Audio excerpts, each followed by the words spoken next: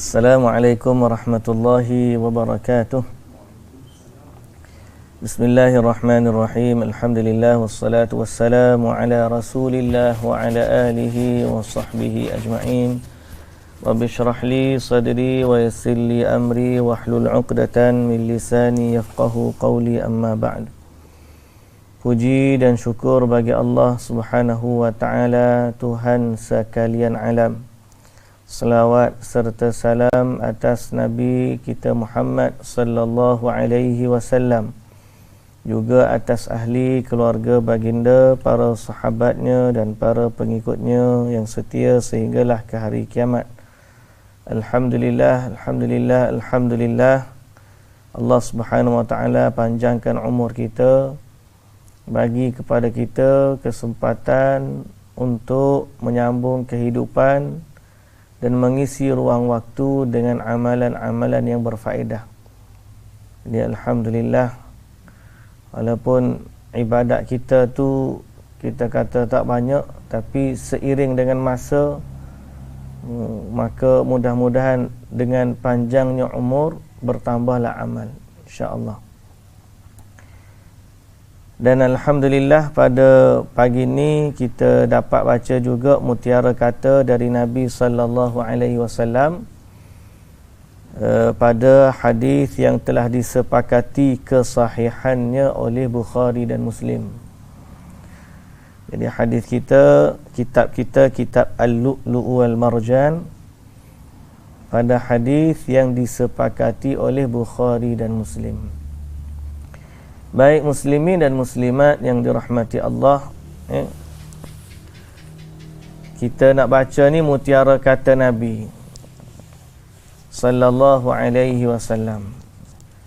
Zaman sekarang ni kalau ada perkataan kod ni, orang kata kata-kata hikmat, kata-kata ulama, kata pujangga, macam-macam lah. Tapi semua tu kata-kata hikmat ke, kata-kata ulama, kata-kata pujangga, quote of the day, quote of the year, semua tu tak boleh nak banding dengan hadis Nabi sallallahu alaihi wasallam. Kerana dia adalah wahyu yang pada perkataan baginda terdapatnya hukum hakam dan juga syariat agama. Syariat agama, pada kata-kata Nabi sallallahu alaihi wasallam terkandungnya syariat. Oleh kerana itulah Nabi sallallahu alaihi wasallam memberi ancaman keras kepada orang yang mereka hadis palsu. Kerana meletakkan satu perkataan pada lisan Nabi sallallahu alaihi wasallam yang mulia dalam keadaan baginda tak pernah kata, maka itu samalah dengan menulis satu ayat tambahan dalam Quran yang tidak diturunkan oleh Allah Subhanahu wa taala. Meletakkan satu perkataan pada Nabi secara dusta sama seperti menambah satu ayat dari Al-Quran. Dari sudut samanya mana? Bukan samanya Nabi itu dengan Allah, tidak. Samanya kerana dia telah menambahkan sesuatu pada wahyu. Kerana Quran itu wahyu dan hadis Nabi juga wahyu. Kedua-duanya datang dari Allah, cuma dengan lafaz yang berbeza.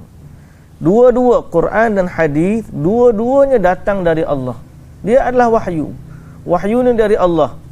Cuma Quran maknanya ni wahyu secara lafaznya datang dari Allah. Adapun hadis, wahyu tu turun kepada Nabi sallallahu alaihi wasallam dan Nabi sallallahu alaihi wasallam bagi tahu dengan perkataan baginda. Jadi siapa-siapa yang menokok nambah mereka-reka hadis palsu, bererti dia telah menambahkan wahyu. Sama seperti orang yang reka ayat Quran kemudian masukkan sesuatu dalam Quran tu. Kita terima tak orang reka Quran? Tak terima, mustahil kita terima. Satu huruf pun tak boleh nak tambah. Maka begitulah dalam hadis. Kalau benda bukan dari Nabi sallallahu alaihi wasallam tidak boleh ditokok tambah. Tapi gitulah cerita hadis palsu ni macam-macam. Okey. Hadis palsu ni cerita macam-macam. Semalam pula cerita berkaitan dengan khilaf Nabi Khidir ni hidup lagi ke tidak. Tak apalah, khilaf tu ada dibincangkan dalam kitab para ulama. Kemudian Al-Imam Al-Bukhari berpandangan bahawa Imam Khidir itu sudah meninggal, dan kita cenderung kepada pandangan tersebut berdasarkan beberapa hadis. Nabi sallallahu alaihi wasallam kata tidak ada orang pun akan hidup lebih daripada 100 tahun lepas daripada zaman Nabi sallallahu alaihi wasallam sebut, dan beberapa hadis lagi. Itu satulah. Tapi mari pula cerita Nabi Khidir ni hidup lama ni sebab dia dapat minum air abadi. Ma'ul hayah dia panggil. Sebab dia cerita Zulkarnain dengan Khidir ni sepupu. Mari pula cerita sepupu, dan Khidir ni menteri kepada Zulkarnain. Lalu dia pun nak pergi cari air Ma'ul hayah ni, air keabadian. Kemudian pergi cari jumpa satu tempat, kabus tebal, kuda dia sedia 1000 kuda nak masuk, tak boleh nak masuk. Sapalah ustaz tu cerita siapa di gua, tak boleh masuk. Lepas tu Nabi Khidir pun masuk, disuruh Nabi Khidir masuk, dia jumpa air tu. Kemudian dia minum air, dia terah, dia teh rasa, oh betul air ni air Ma'ul hayah. Tapi dia ambil cadar air, waktu tubik tak boleh nak tubik kepada Zulkarnain. Jadi akhir sekali dia je dapat, Zulkarnain tak dapat. Padahal Zulkarnain hak nak ke abadi, macam cerita filem pula dia tengok. Tapi disandarkan cerita ni kepada agama. Orang yang menokok nambah agama ni, dia kata benda ni, kalau kata hadis daripada Nabi, wahai mana kalau cerita ni tidak wahyu. Kalau tak ada hadis, maknanya dia betul-betul rekaan cerita palsu, ataupun cerita daripada orang Israeliat, kita tak tahu dia takut tambah banyak mana dah. Jadi kerana itulah kita dalam bab hadis ni kena hati-hati. Menokok nambah sesuatu dalam hadis, sama ada cerita, hukum, perintah, larangan, adalah seperti menokok nambah syariat Allah, seperti menokok nambah ayat dari ayat-ayat Al-Quran, dan itu tak boleh. Sebab tu kita sebut ayat Quran, wa inna minhum la fariqan yalwuna alsinatahum bil kitab wa ma huwa minal kitabi wa yaquluna huwa min indillah wa ma huwa min indillahi wa yaquluna 'ala Allahil kadhiba wa hum ya'lamun. Ada dari kalangan ahli kitab, dia baca ayat daripada Alkitab dan dia kata ni daripada kitab, padahal bukan. Wa yaquluna huwa min indillah, dia kata ni datang dari Allah. Wa ma huwa min indillah, Allah Taala kata bukan datang dari Allah. Allah Taala kata begitu. Dia reka ayat Taurat, dia reka ayat Injil. Mana dia reka ayat, dia masukkan dalam Taurat, dia reka ayat, dia masuk dalam Injil. Wa yaquluna 'ala Allahil kadhib, dan dia telah berdusta atas nama Allah. Itu bahaya. Sebab tu Nabi sallallahu alaihi wasallam kata, man kadzaba 'alayya muta'ammidan falyatabawwa maq'adahu minan nar. Falyatabawwa maq'adahu minan nar. Apatah lagi cerita palsu semalam kita sebut, Nabi dengan Yahudi buta. Yang siapa mati tu, Yahudi tu tak tahu dia hak bagi makan dia pada dia tu Nabi. Kemudian Abu Bakar bagi makan.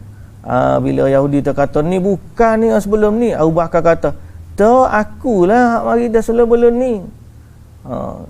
Siapa dia kata mana? Akulah. Tak, orang lain. Apa beza aku dengan sebelum ni? Orang sebelum ni mari dia lembut-lembutkan makanan dulu sebelum dia suruh aku dan sebagainya. Kemudian mana orang sebelum ni dah tambah dengan cerita sedih, dia dah tak ada dah, dia dah mati gini. Sedih dah. Siapa dia tu? Rasulullah ini. Oh, sedih, capu dengan cerita teriak. Padahal terdapat padanya pembohongan terhadap Nabi dan juga sallallahu alaihi wasallam dan juga sahabat. Pertama dia kata Abu Bakar mengaku, akulah ni nipu. Abu Bakar mana pernah menipu? Jadi mu yang tipu bila cerita lagu tu. Abu Bakar tak pernah menipu gitu. Yang kedua, Nabi ni siapa Yahudi, siapa mati tak Yahudi tu tak kenal Nabi. Maknanya Nabi tak pernah dakwah ke dia kepada Islam. Mustahil Nabi pergi cak kali tapi tak ajak dia masuk Islam. Itu bertentangan dengan sifat Nabi yang tabligh. Jadi sebab itulah cerita-cerita macam ni ramai pada motivator. Ramai orang suka cerita-cerita ni untuk mendatangkan keinsafan, kesedihan. Tapi dia lupa untuk semak dan kadang-kadang dia anggap bolehnya buat reka-reka cerita, tokoh tambah ayat ni untuk datangkan kesedihan kepada manusia. Padahal ancaman Nabi jelas, man kadzaba alayya muta'ammidan falyatabawwa maq'adahu minan nar. Sebab apa? Sebab kita kata pada hadis Nabi terkandungnya syariat. Bukan main-main. Pada hadis Nabi terkandungnya syariat. Baik. Muslimin dan muslimat yang dirahmati Allah Subhanahu wa taala sekalian. Hari ni baru nak masuk bab hadis hari ni. Hari ni 3:30 dah.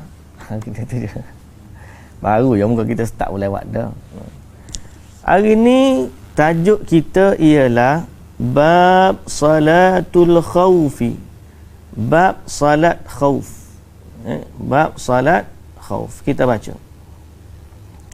Salat khauf ni salat ketika perang atau salat dalam keadaan tidak aman. Hadis Ibnu Umar radhiyallahu anhuma anna Rasulullah sallallahu alaihi wasallam shalla bi ihda at-ta'ifatayn wa at-ta'ifatul ukhra muwajihatal aduwwi thumma insarafu faqamu fi maqami ashabihim فجاء أولئك فصلى بهم ركعة ثم سلم عليهم ثم قام هؤلاء فقضوا ركعتهم وقام هؤلاء فقضوا ركعتهم. Okey. Pertama dalam bab salat khauf. Salat khauf ni disyariatkan oleh Allah Subhanahu wa taala. Dan ada jelas ayat Quran dalam juzuk yang kelima surah An-Nisa, Allah Subhanahu wa taala kata wa idza kunta fihim fa aqamta lahumus salata faltakum ta'ifatun minhum ma'aka wal ya'khudhu aslihatahum ila akhiril ayat. Berapa dah ayat tu? Lupa dah. Tapi surah An-Nisa juzuk yang kelima lah. Jadi salatul khauf berlaku sabit dalam Quran, dalam hadis dan juga ijma'. Itu salat ketika perang. Salat ketika perang. Dalam Quran disebutkan satu cara. Dan dalam hadis ada lagi beberapa cara. Yang mana merujuk kepada situasi dan tempat. Bergantung kepada tahap bahayanya perang. Apakah waktu salat tu perang sedang berkecamuk, atau musuh sedang menunggu untuk menyerang, ataupun dalam keadaan mereka berhati-hati tak tahu musuh datang dari mana, atau seumpama dengannya. Jadi keadaan dalam perang ni menyebabkan sifat salat khauf ni berbeza. Jadi apa yang kita nak baca ni beberapa hadis berkaitan dengan sifat salat khauf yang dilakukan oleh Nabi kita Muhammad sallallahu alaihi wasallam. Okey? Sallallahu alaihi wasallam. Baik. Jadi yang pertama ni, yang pertama dalam hadis ni lah, okey. Ibnu Umar radhiyallahu anhuma berkata, Rasulullah sallallahu alaihi wasallam salat dengan satu dari dua barisan, sedang barisan yang lain menghadapi musuh. Okay. Kemudian barisan yang ikut salat pergi menggantikan posisi kawan-kawannya yang menghadapi musuh. Kemudian datang barisan yang menghadapi musuh dan Nabi sallallahu alaihi wasallam salat dengan mereka satu rakaat. Kemudian salam bersama mereka semuanya. Kemudian barisan itu berdiri untuk menggenapi 2 rakaat. Begitu pula barisan yang pertama menambah 1 rakaat. Bab perang Zatul Riqa'. Baik. Cerita perang ni, bila berlaku satu peperangan, perang Zatul Riqa' ataupun dengan Bani Juhainah, di mana pada saat Nabi SAW berperang, waktu turun ayat tentang tu, mereka orang kafir ni dia tahu, mereka tunggu waktu solat, dia nak serang tentera Islam. Dia kata mereka nanti sampai satu waktu kita tunggu, mereka akan lakukan satu perkara yang lebih mereka suka daripada anak mereka sendiri, iaitu salat. Maka bila mereka salat, kita serang mereka. Lalu Allah Subhanahu Wa Taala turunkan ataupun perintahkan Nabi sallallahu alaihi wasallam, turunkan ayat perintah Nabi sallallahu alaihi wasallam untuk salatul khauf. Turunlah ayat. Ini salah satu daripada cara dia, iaitu Nabi sallallahu alaihi wasallam, kata Ibnu Umar, Rasulullah sallallahu alaihi wasallam salat dengan satu dari 2 barisan. Nabi buat 2 kumpulan. Baring, tidur. Baring.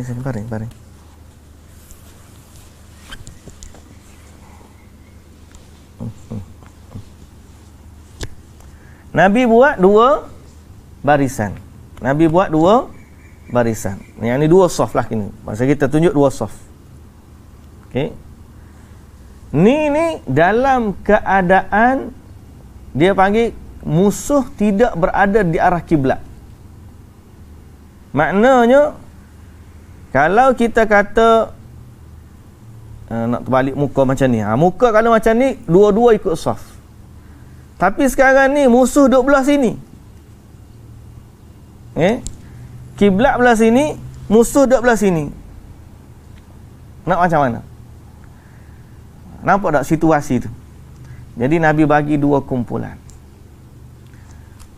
Waktu Nabi solat, dengan kumpulan pertama menghadap kiblat, kumpulan yang kedua menghadap musuh. Okey. Lepas tu dia kata, Nabi Rasulullah SAW solat dengan satu dari 2 barisan, sedang barisan yang lain menghadap musuh. Satu dengan Nabi menghadap kiblat, satu lagi menghadap musuh.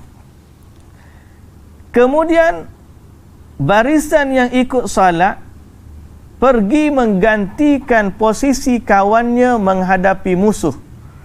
Kemudian datang barisan menghadapi musuh dan Nabi salat bersama mereka 1 rakaat. Jadi kawan ni salat 1 rakaat, kawan ni pun salat 1 rakaat dengan Nabi. Kemudian salam bersama mereka semuanya. Sampai selesai Nabi salam dengan mereka. Macam mana ni praktikalnya? Okey. Kemudian barisan itu berdiri. Macam mana barisan itu berdiri lepas salam? Maknanya dalam hadis ni ada awal dan akhir. Maknanya barisan itu berdiri untuk genap 2 rakaat.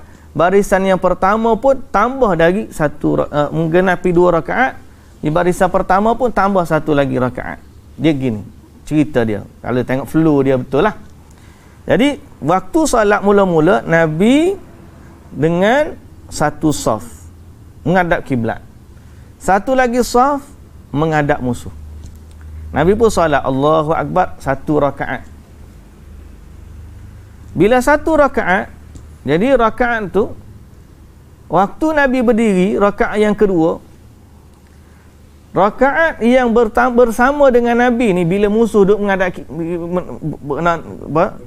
menghadap musuh ni, saf yang pertama ni dia selesaikan rakaat yang kedua.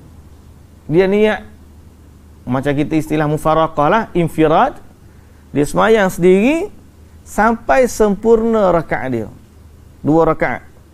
Habis tu dia pergi kepada perang, menghadap musuh. Nabi duduk berdiri lagi. Barisan yang tadi menghadap musuh ganti. Kawan ni masuk, okey, kami dah selesai solat, kamu pula pergi. Dia pun masuk. Barisan yang tadi selesai solat menghadap musuh, masuk pula lah barisan yang kedua, bersama dengan musuh, bersama dengan Nabi. Jadi Allahu Akbar dia masuk. Nabi pun salat 1 rakaat dengan mereka. Sampailah tasyahud akhir. Okey, dia orang ni pun naik lagi 1 rakaat. Tambah lagi, Nabi tunggu dengan tasyahud sampailah selesai. Kemudian mereka pun bagi salam bersama. Jadi dalam keadaan ni, imam tu paling lama solat. Dia solat dia tu 2 rakaat juga, tapi boleh cover untuk 2 kumpulan. Boleh nampak? Ini keadaan pertama. Keadaan pertama. Nanti kita akan bahaskan lagi, ada satu artikel yang saya akan kongsikan nanti. Hadis ke-482. Hadis Sahal bin Abi Hathmah. Sahal bin Abi Hathmah qala yaqumul imamu mustaqbilal qiblah wa ta'ifatun minhum ma'ahu wa ta'ifatun min qibalil adu wujuhuhum ilal adu fayusalli billadzina ma'ahu rak'atan thumma yaqumuna fayarka'una li anfusihim rak'atan wa yasjuduna sajdataini fi makanihim thumma yadhhabu haula'i ila maqami ulaika fayarka'u bihim rak'atan falahu thintani thumma yarka'una wa yasjuduna sajdataini.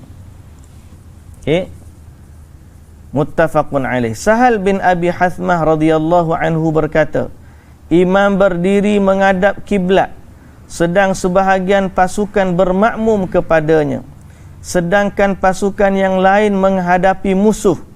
Maka imam salat 1 rakaat bersama pasukan yang bersamanya. Kemudian makmum berdiri sendiri menyelesaikan rakaat yang kedua di tempatnya, lalu pergi ke tempat mereka yang masih menghadapi musuh. Nampak? Dan pergilah pasukan yang tadinya menghadapi musuh untuk bermakmum kepada imam. Lalu jika imam tahiyat, maka makmum melanjutkan rakaat kedua untuk menggenapi, kemudian imam salam bersama mereka. Yang ni nampak dah, Pak, kita dah terangkan tadi, sama dengan apa yang kita sebut tadi kan. Nampak? Okey. Yang seterusnya, hadis Khawwat bin Jubair an Salih bin Khawwat amman syahida Rasulullah sallallahu alaihi wasallam yauma dhatir riqa' salla salatal khawfi anna ta'ifatan saffat ma'ahu wa ta'ifatan wujahal aduwi fasalla billati ma'ahu rak'atan thumma thabata qa'iman wa atammu li anfusihim thumma ansarafu fasaffu wujahal adu wa ja'atit ta'ifatul ukhra fasalla bihimur rak'ata allati baqiyat min salatihi thumma thabata jalisan wa atammu li anfusihim thumma sallama bihim muttafaqun alaih.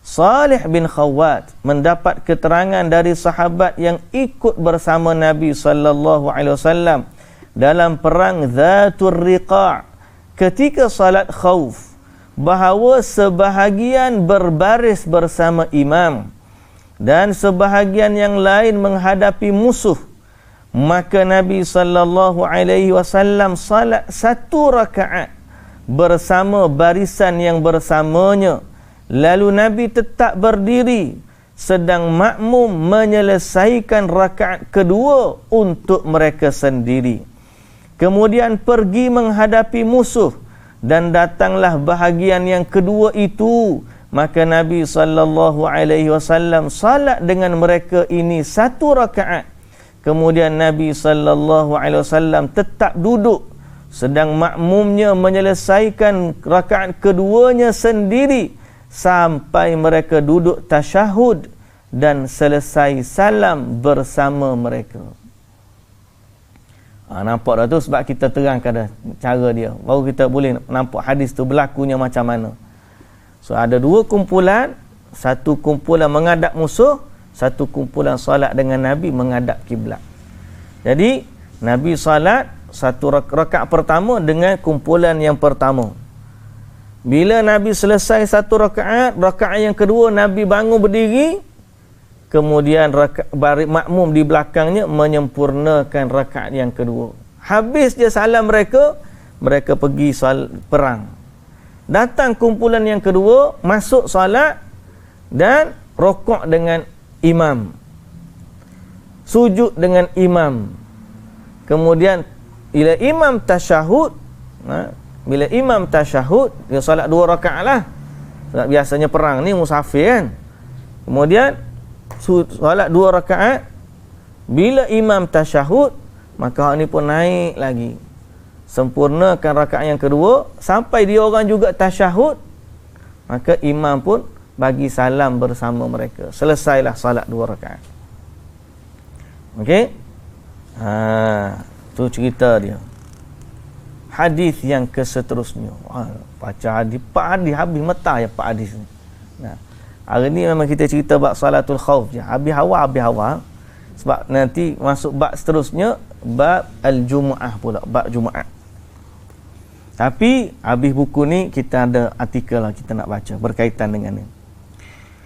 Hadis yang ke-484, hadis Jabir radhiyallahu anhu qala kunna ma'an nabiy sallallahu alaihi wasallam bidhatir riqa' fa idza ataina ala syajaratin dhalilatin taraknaha lin nabiy sallallahu alaihi wasallam fajaa rajulun minal musyrikin wa sayfun nabiy sallallahu alaihi wasallam mu'allaqun bisyajarah fakhtaratahu faqala takhafuni qala la qala faman yamna'uka minni qala Allah fatahaddadahu ashabun nabiy sallallahu alaihi wasallam wa uqimatis salah fasalla bita'ifataini rak'ataini thumma ta'akharu wa salla bitta'ifatil ukhra rak'ataini wa kana lin-nabiy sallallahu alaihi wasallam arba'un wa lil qaumi rak'atani. Okey. Jabir radhiyallahu anhu berkata, kami bersama Nabi sallallahu alaihi wasallam dalam perang Dzatur Riqa'. Maka ketika kami menemukan pohon yang rendang maka kami mengutamakan untuk Nabi sallallahu alaihi wasallam. Okey. Kami utamakan Nabi sallallahu alaihi wasallam untuk bernaung bagi Nabi. Kami mengutamakan untuk bernaung bagi Nabi. Jadi pokok tu kami jumpa pokok rendang, kita berhenti sini, Nabi pun berehat dekat pokok. Kami pun tinggalkan Nabi bagi keutamaan untuk Nabi berehat. Tiba-tiba dalam keadaan bersendirian tu datang seorang musyrik dan mengambil pedang Nabi sallallahu alaihi wasallam yang tergantung di pohon itu. Lalu dihunusnya, dan Nabi sallallahu alaihi wasallam dan bertanya kepada Nabi sallallahu alaihi wasallam, apakah engkau takut kepada aku? Nabi sallallahu alaihi wasallam kata tidak. Dia berkata, lalu siapa yang dapat membelamu dari aku? Pedang duk dia, kan? Nabi pun kata Allah. Nabi kata Allah. Kemudian orang itu diancam oleh sahabat-sahabat Nabi sallallahu alaihi wasallam. Lalu didirikan salat. Lepas daripada keadaan tersebut, maka masuk waktu salat, didirikan salat. Cerita ni lelaki tadi pergi dah, habis dah lah. Cerita lelaki tu habis. Tapi yang cerita ni tentang berkaitan dengan perang, ada berkaitan dengan salat. Lalu Nabi sallallahu alaihi wasallam salat. Maka Nabi sallallahu alaihi wasallam salat 2 rakaat bersama sebahagian pasukannya, lalu mundur. Lalu salat 2 rakaat bersama pasukan yang lain, sehingga genaplah bagi Nabi sallallahu alaihi wasallam 4 rakaat, dan bagi sahabatnya 2 rakaat. Ini situasi nombor 2. Dalam keadaan ini Nabi sallallahu alaihi wasallam salat 4 rakaat, sahabat salat 2 rakaat. Syekh bin Baz dalam sifat salatul mukmin, Syekh Sa'id Al-Qahtani, dia menukilkan daripada Syekh bin Baz bahawa Syekh bin Baz berkata dalam hadis ni, Nabi sallallahu alaihi wasallam salat 4 rakaat, makna 2 rakaat bagi salam, 2 rakaat bagi salam. 2 rakaat salam, maknanya salat dengan kumpulan pertama sampai selesai. Kemudian orang dia pergi, Nabi salat sekali lagi dengan kumpulan yang kedua sampai selesai. Jadi bagi Nabi 4 rakaat, orang lain 2-2. Jadi boleh juga untuk salat dalam sifat berasingan. Bagi 2 kumpulan juga, tapi salat dengan kumpulan pertama sampai selesai, kemudian datang salat yang kedua, kumpulan yang kedua, salat dengan mereka pula sampai selesai. Dia macam hadis salah seorang sahabat yang salat dah dengan Nabi, kemudian balik ke tempat dia, salat pula dengan kaum dia. Sehingga salat pertama tu dia panggil salat sunat, tapi jenis yang sama. Salat zuhur pertama yang fardu, tapi salat zuhur yang kedua tu dikira sunat. Kerana apa? Kerana ada sebab untuk dia mengimamkan salat pada tempat yang kedua. Ataupun sama kalau kita ni salat orang yang sedekah salat. Kita dah salat, tiba-tiba ada seorang tu mari lewat, dia nak salat berjamaah, nak sembahyang Jumaat dengan dia, kita pergi salat berjamaah dengan dia. Bagaimana berlaku waktu Nabi sallallahu alaihi wasallam duduk di Mina, Nabi nak salat, tiba-tiba Nabi tengok ada 2 orang tak salat lagi. Nabi kata, kenapa kamu tak salat ni? Nabi salat, tengok 2 orang tu tak salat. Nabi tanya, dia kata kami salat dah tepat kami. Jadi Nabi kata, bila kamu datang ke tempat orang sedang salat, maka salatlah dengan mereka. Kama qala Nabi sallallahu alaihi wasallam, sesungguhnya bagi mereka tu fardu dan bagi kamu tu sunat. Begitulah kama qala Nabi sallallahu alaihi wasallam. Sehingga diambil dalam bab ini, hadis ini antara hujah yang menjadikan hukum salat di belakang, salat fardu di belakang imam yang sunat. Sama dengan hadis yang kita sebut di awal yang berlaku di Mina tadi. Jadi ini kaedah yang kedua berlaku, kaedah yang kedua dalam hadis ni. Okey. Ada lagi tak kaedah lain? Ada lagi. Ada lagi. Ni mungkin dalam keadaan berjaga-jaga tapi musuh tak nampak lagi. Pasal apa? Boleh selesai solat dua kumpulan dulu, kemudian habis, kemudian solat sekali lagi. Maknanya agak tenang di keadaan tu sehingga boleh selesai satu-satu. Yang tadi agak musuh tengah tunggu dah. Tadi tengah tunggu dah. Tengoklah keadaan diukur pada situasi dan sifat yang berbeza. Okey. Ada lagi tak? Ada. Sifat yang seterusnya apabila musuh ni duduk di arah kiblat. Kalau tadi memang tinggal tu, ni jangan lalu depan. Abdul Aziz duduk. Dan orang nak dia duduk moleklah. Duduk molek bareng. Duduk. Musuh duduk di arah kiblat. Macam mana? Okey. Dan ada beberapa lagi hadis hari ni sekarang ni pasal bab seterusnya ni, bab kitabul Jumaah, bab hari Jumaat. Hadis salatul khauf ni yang terakhir dengan kita hari ni, tapi kita bincangkan panjang sikit hari ni. Okey. Ni daripada Syekh Saleh Munajjid. Aduh, duduk moleklah. Duduk diam. Tidur. Abi nak mengajar. Baik.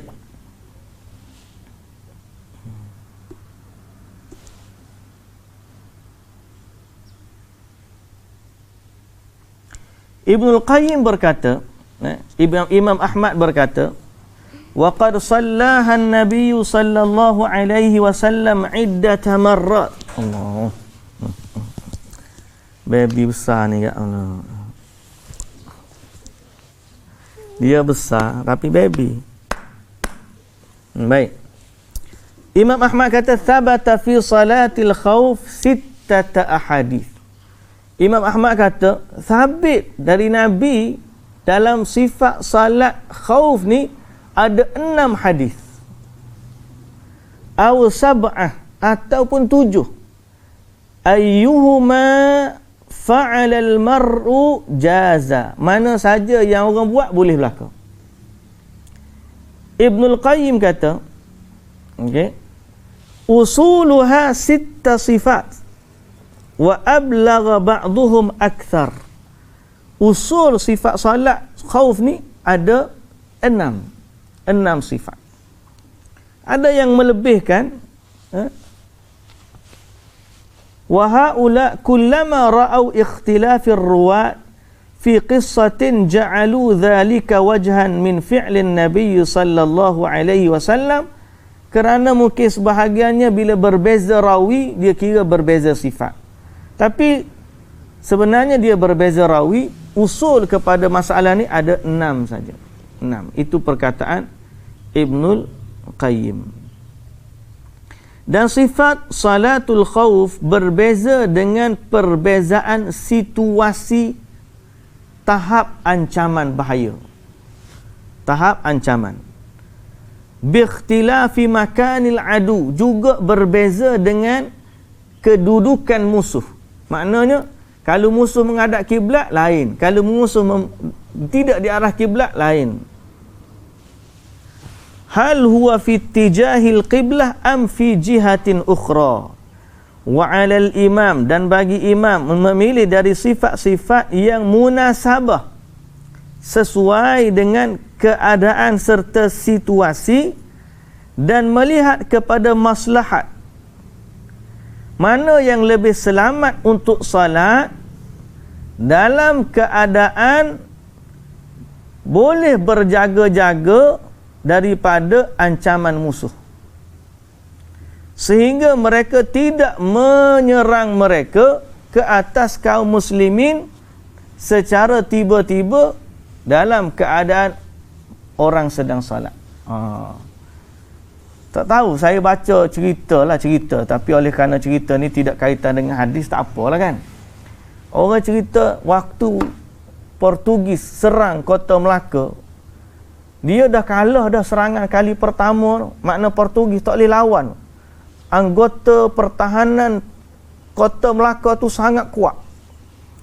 Tapi mereka cari jalan, mereka serang pada waktu solat subuh. Tengah-tengah solat. Boleh jadi masa tu mereka pun tak sedar, orang tak tahu musuh nak datang, tapi berlaku serang hendap lah. Masa tu mereka sedang semua solat subuh. Akhir sekali Portugis ni bom jambatan yang nak pergi kepada gudang senjata. Sebab di Melaka tu, di kota Melaka tu dikelilingi dengan anak sungai Melaka tu. Sungai kiri kanan dia, kota Melaka tengah-tengah, gudang tu nak pergi ambil, kena lalu jambatan.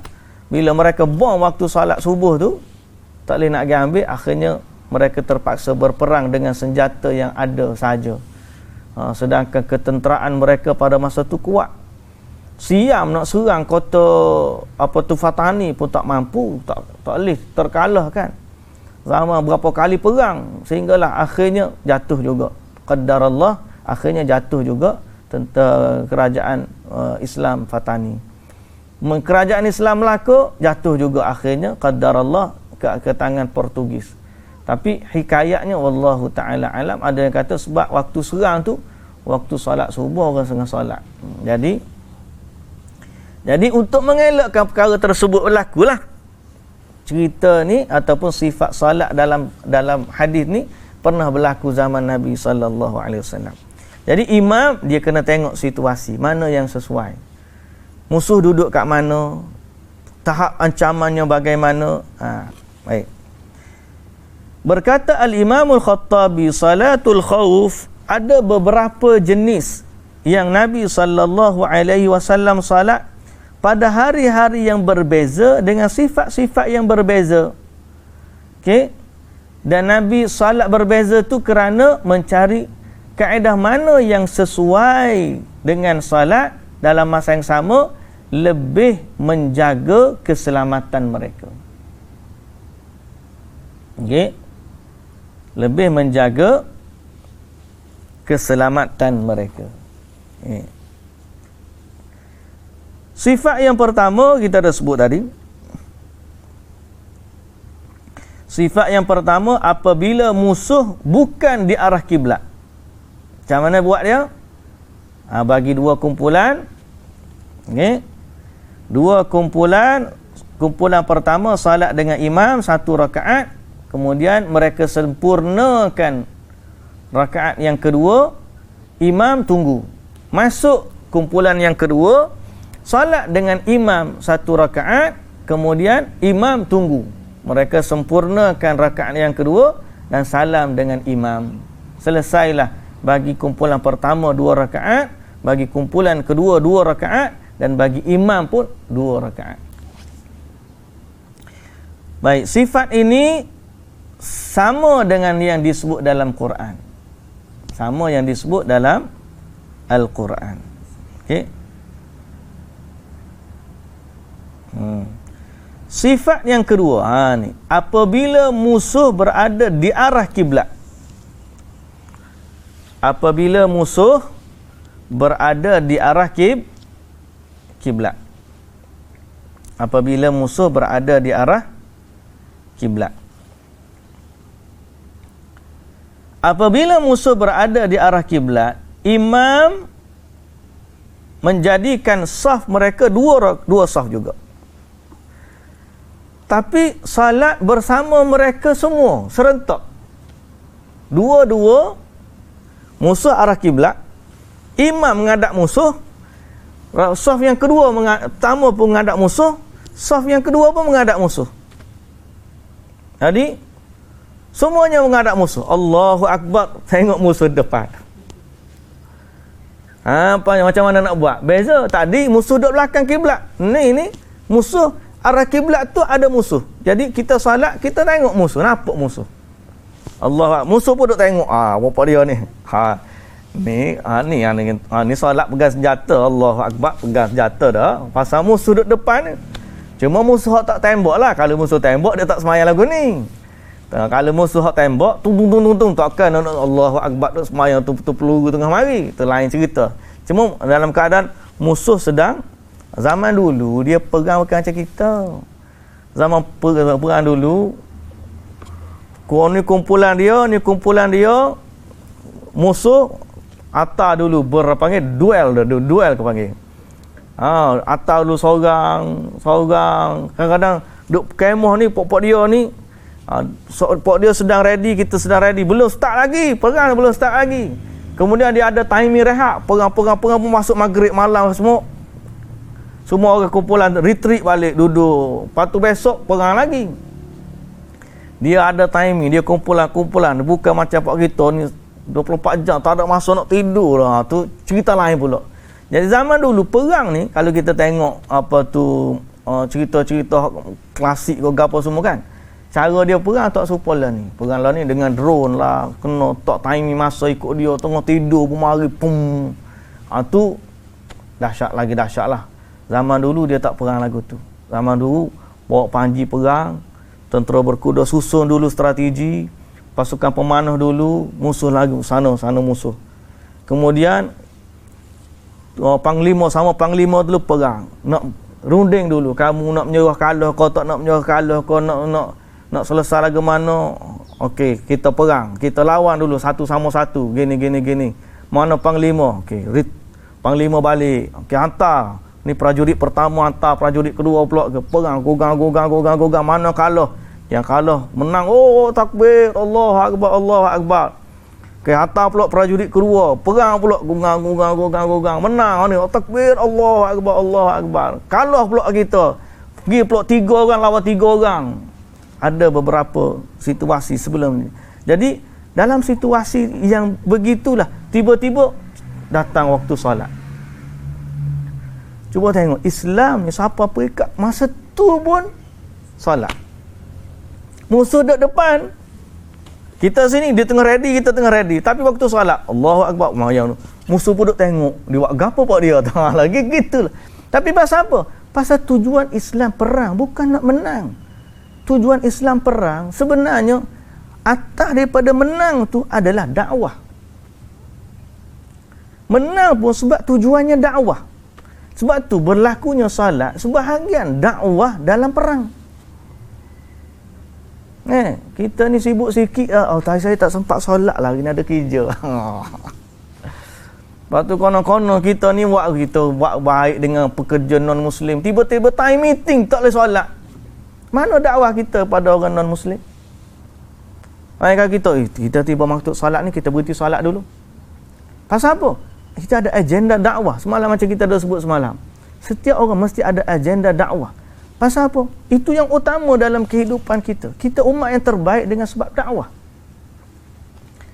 Kita tutup kedai bukan sebab kita nak menghentikan perniagaan kita, tapi nak bagi mesej Islam jaga waktu solat.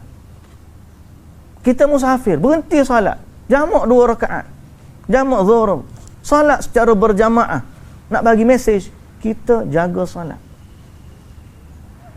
Pasal apa? Bila mereka tengok kenapa orang Islam ni begitu jaga solat dia mesti tertanya, pasti dia tahu besarnya.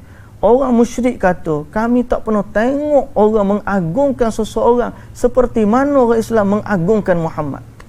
Dia tengok dahsyat. Dan bila dia tengok orang Islam solat, Allahu akbar, dia dengan berhala pun tak lagu ni. Maknanya apa? Ini situasi dakwah. Kita baru sibuk sikit je.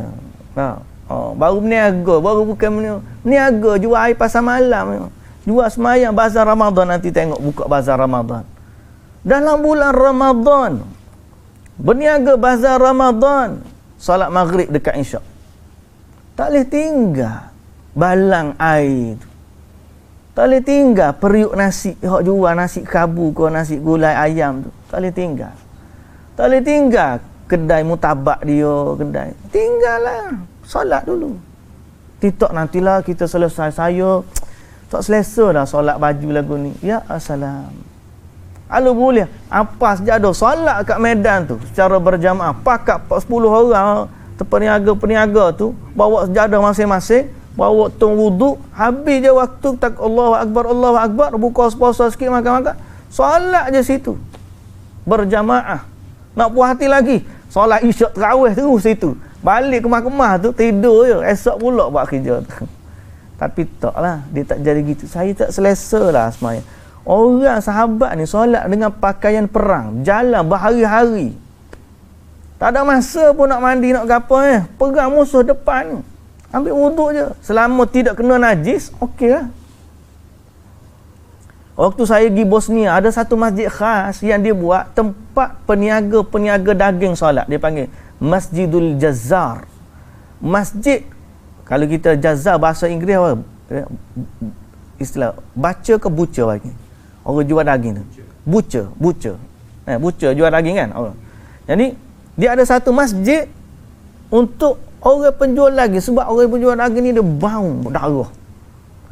Nak pergi solat pak orang lain terganggu. Jadi dia ada satu surau besar dekat dengan pasar. Hak ni surau umum. Ada satu lagi surau kecil yang ni di zaman Uthmaniyah dulu. Untuk oleh kerana orang papan ni dia tak nak balik nak berbahasa, dia solat sama-sama dia. Tapi dengan jemaah, nak jaganya solat berjamaah. Dia bagi kita, kalau pak kita solat bawa sejadah kat padang, PMPJ tu ada padang luas lah. Solat je situ. Kan pun ada rasanya ada aku buat solat situ. Untuk pada MPAJ. Tidak pun depan tu. Kalau pun susah nak pergi tempat orang, solatlah, buat satu kawasan solat. Untuk peniaga pasar ni. Biar kita tak perang lagi, baru jual bazar Ramadan, berapa ramai orang tak solat. Kita tengok bola tak solat lagi. Perang Nabi solat. Okey. Sifat yang kedua, musuh duduk depan. Allahu Akbar, musuh. Musuh dah tengah tunggu nak negotiation. Tengok nak gapo nak. Tapi waktu solat, hold dulu. Kita nak solat, berhenti kayak musuh lah. Solat. Macam mana? Fa innal imamu yasuffuhum saffaini wa yabtadi'u bihimus salata jami'an. Maka semua solat serentak. Allahu Akbar. Imam solat, saf dua-dua saf solat. Wa yarka'u bihim jami'an. Allahu Akbar. Rakaat. Semua serentak rakaat. Sami'allahu liman hamidah. Serentak semua bangun. Dua-dua saf. Musuh duduk depan tengok. Tapi kita kena hati-hati. Mana tahu waktu nanti sujud mereka serang. Tengah-tengah sujud, dia panah ke apa? Macam mana? Jadi fa idza sajada ma'ahu safful awwalu faqat. Bila imam sujud, maka yang sujud saf pertama pula. Dia bagi sujud je. Yang tadi dia bagi rakaat, yang ni dia bagi dalam sujud je. Apabila sujud saf pertama, sujudnya imam, maka sujud bersama imam saf yang pertama faqat, wa yabqa as-saffu tsani qa'iman yahrus. Dan saf yang kedua tidak sujud, mereka berjaga-jaga. Fa idza qama ma'ahu as-safful awwal. Apabila imam tu bangun, dia bangun juga saf yang pertama. Okey? Sampalah selesai dua sujud, Allahu Akbar. Imam pun bangun. Saf yang pertama pun bangun berdiri. Maka saf yang kedua tadi sedang iktidal. Dia tak sujud lagi. Imam berdiri, saf kedua pertama berdiri, saf kedua pun sujud. Allahu Akbar. Dia sujud, duduk dua sujud, sujud lagi, kemudian bangun. Allahu Akbar. Imam pun semayang, sambung. Bismillahirrahmanirrahim. Al-Fatihah baca surah, Allahu Akbar. Apa lagi pun jadi. Fa idza qamu taqaddama as-saffu. Apa hilang pula apa tak gerak ni.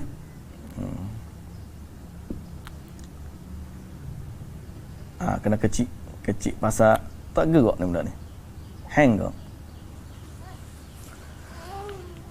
Fa idza qamu taqaddama as-safful muakhkhar wa ta'akhkhara as-safful muqaddam. Bila rakaat yang kedua tu berlaku pula peralihan posisi. Dalam rakaat tu Allahu Akbar naik je, selesai je saf yang kedua daripada sujud mereka, dia pun naik untuk rakaat yang kedua. Maka berlakulah transisi. Rakaat saf yang belakang switch gigi ke depan. Saf yang ke depan switch gigi belakang. Okey? Maka berlaku pada rakaat yang kedua seperti mana rakaat yang pertama tadi. Imam pun rukuk semua.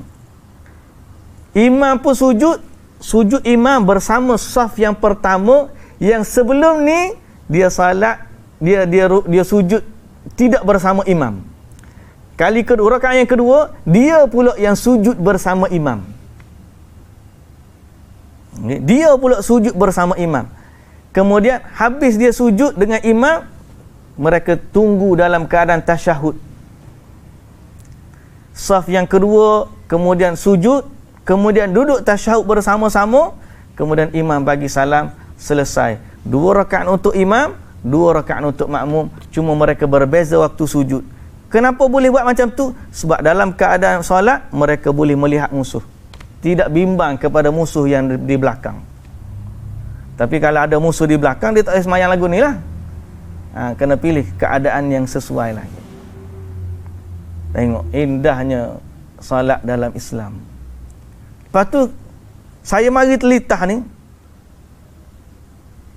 kaedah ni menunjukkan apa? Kalau boleh, kenapa perlu ada switch? Supaya setiap makmum ni dia mendapat bahagian bersama imam. Okey? Kalau dia ni rokok 2 rakaat tak sempat dengan imam, yang tu 2 rakaat dia rokok dengan sujud dengan imam, jadi macam dia kurang, orang tu lebih.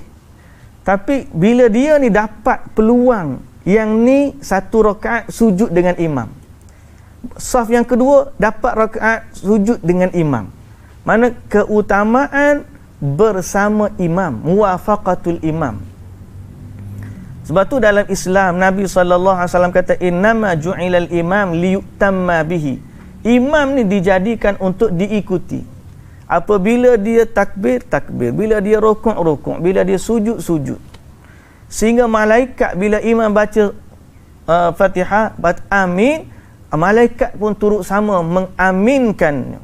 Lalu Nabi SAW kata, siapa yang amin dia sama dengan aminnya malaikat, diampunkan dosa-dosanya yang telah lepas.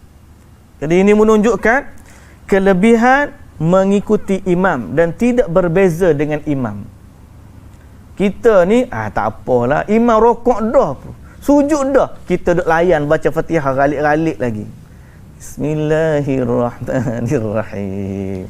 Imam tu sujud dah, kita tak rokok lagi, pok kita. Pasal apa? Kita tak rasa berharganya bersama imam dalam solat berjamaah. Okay? Kita kena ada rasa nak bersama ingat imam. Sebab tu rukun Fatihah boleh gugur bila kita masbuk.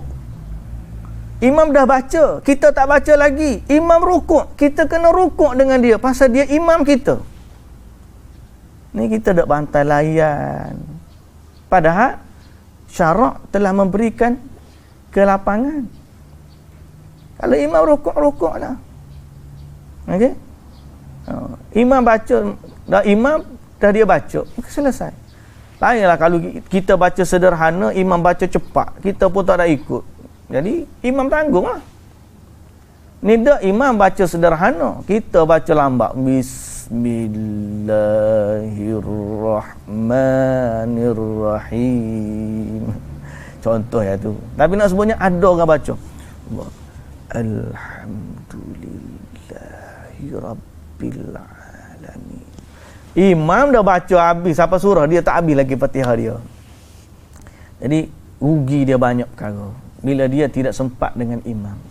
Cuba bayang kalau satu solat dia tak sempat begitu. Satu hari 5 kali dia tak sempat begitu. 1 tahun berapa lah. Kalau dia solat begitu seumur hidup dia, Allahu Akbar. Berapa banyak kelebihan yang telah dia sia-siakan. Kerana dia tak faham fiqh, perlunya seorang makmum bersama dengan imam. taatnya imam, kepimpinan kita kena ikut rapat dengan pemimpin solat lah, pemimpin solat. Jadi dalam masalah tu saya tengok sifat solat ni memberikan keutamaan untuk mengikuti bersama sujud dengan imam. Yang tu sebab switch, wallahu taala alam lah, mungkin ada hikmah lain. Tapi bila dia switch tu supaya saf yang pertama sujud bersama imam pada rakaat pertama, dan yang saf yang kedua dapat sujud bersama imam pada rakaat yang kedua. Baik, ini wa hadhihi la yumkinu, okey, illa an takuna illa idza kana al-adu fi jihatil qiblah. Dan ini tidak mungkin berlaku melainkan bila musuh sudah berada di arah kiblat. Kalau tak ada kiblat payah nak buat macam ni. Okey. Sebagaimana yang diriwayatkan oleh Jabir bin Abdullah radhiyallahu anhu. Mana tak segak dia ni? Mana butang refresh dia?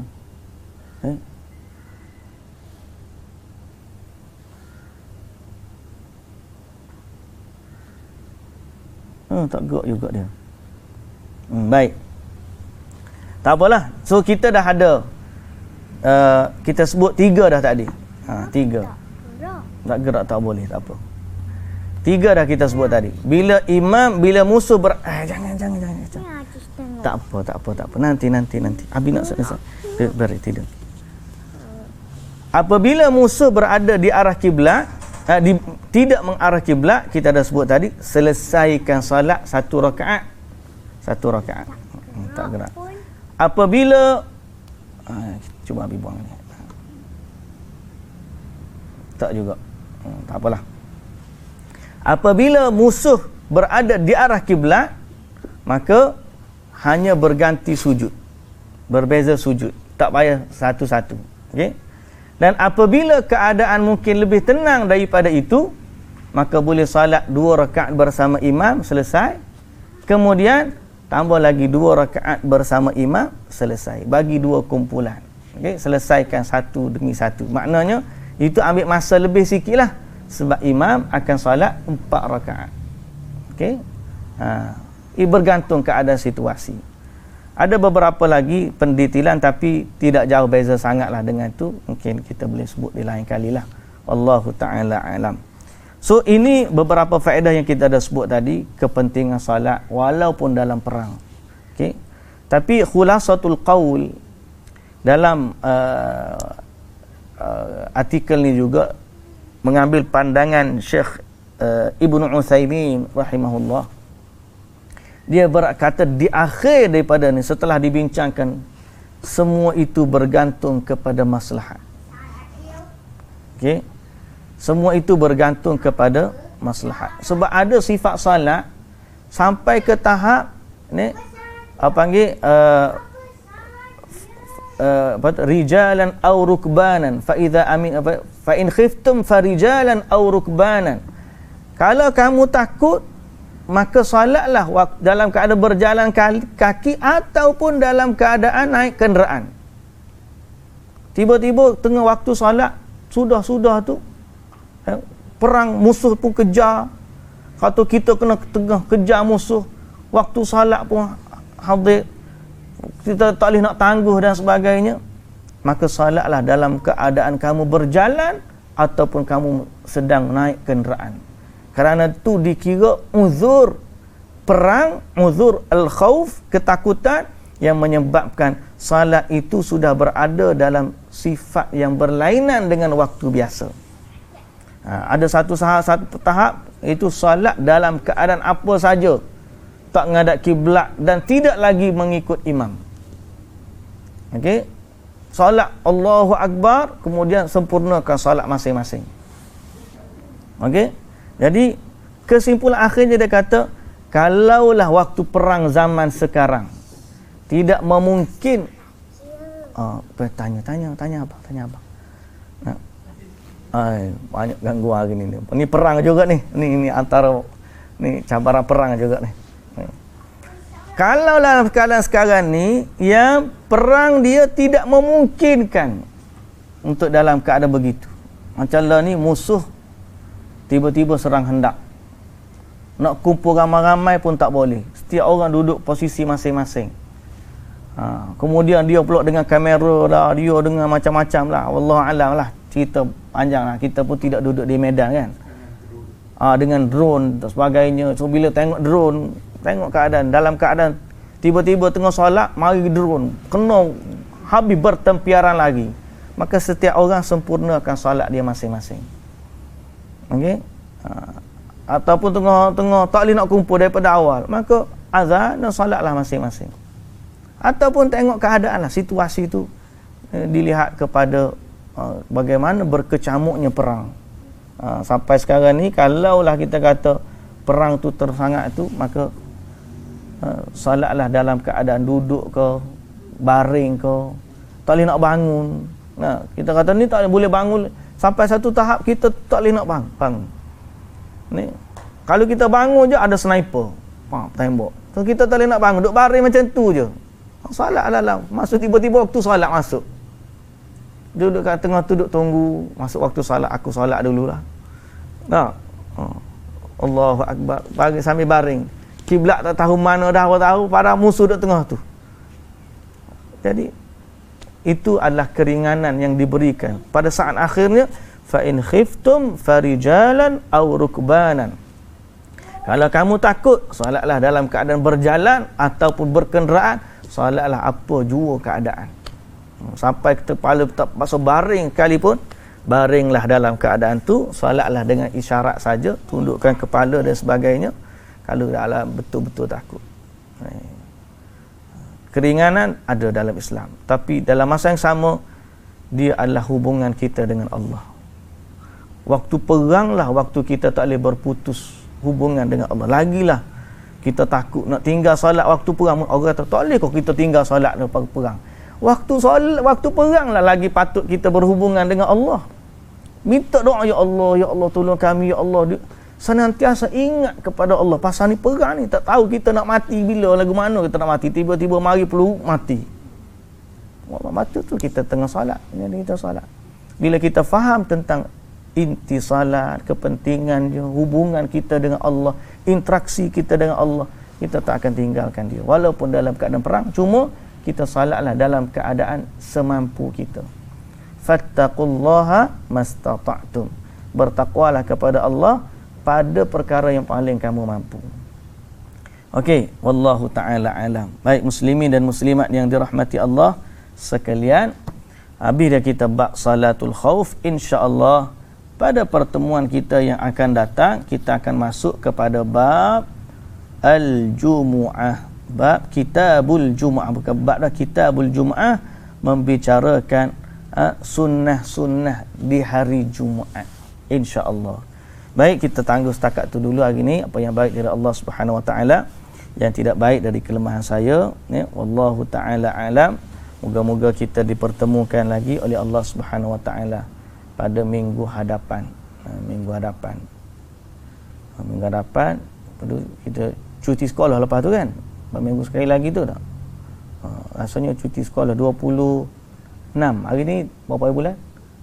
26 cuti sekolah dah minggu depan, tapi ada lagi lah insyaAllah. Cuma minggu sekali, satu lagi tu tak pasti, minggu depan tak balik lagi insyaAllah. Wallahu ta'ala alam. Subhanakallahumma wa bihamdika asyhadu an la ilaha illa anta astaghfiruka wa atubu ilaik. Aqulu qawli hadza astaghfirullahal azim li wa lakum. Assalamualaikum warahmatullahi wabarakatuh.